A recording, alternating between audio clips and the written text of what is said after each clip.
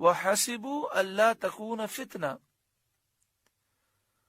اور وہ اس گمان میں رہے کہ کوئی سزا نہ ہوگی. یعنی وہ یہ سمجھتے تھے اتنے شدید جرم کرنے کے باوجود ہمیں عذاب نہ دیا جائے گا. جب انسان آخرت کے خوف سے اور عذاب کے خوف سے بے پرواہ ہو جائے تو پھر وہ اندھا ہو جاتا ہے. فَعَمُوا وَصَمُّوا، تو وہ اندھے ہو گئے اور بہرے ہو گئے. حق کے دیکھنے سے اندھے ہو گئے، حق اب دیکھ نہیں سکتے.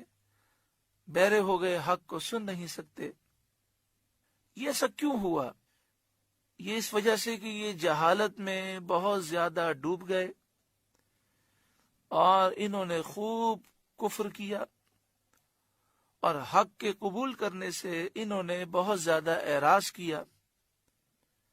تو اس وجہ سے یہ تباہ و برباد ہو گئے. یہ ان کے غایت جہل، نہایت کفر اور قبول حق سے بدرجائے غایت اعراض کرنے کا بیان ہے. یعنی فعمو و سمو، تو وہ اندھے ہو گئے، بہرے ہو گئے، یعنی یہ پوری طرح جہالت میں ڈوب گئے، خوب کفر اختیار کیا اور حق کو قبول کرنے سے بہت زیادہ انہوں نے اعراض کیا. ثم تاب اللہ علیہم، پھر اللہ نے ان کی توبہ قبول کی.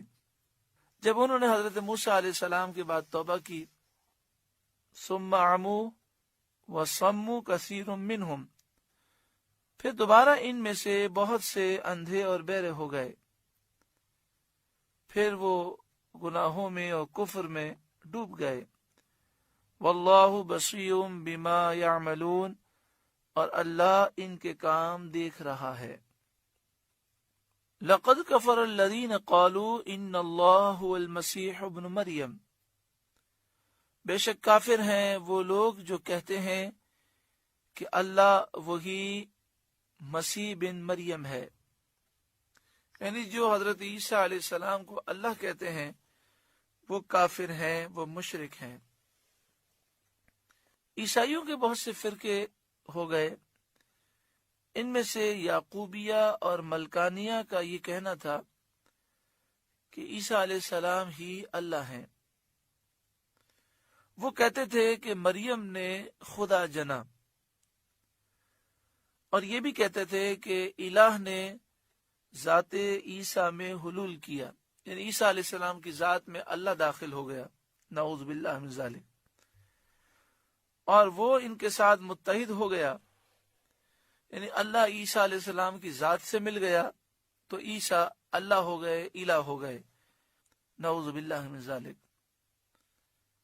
تو یہ عیسائیوں کا ایک نظریہ ہے کہ عیسیٰ علیہ السلام ہی اللہ ہیں.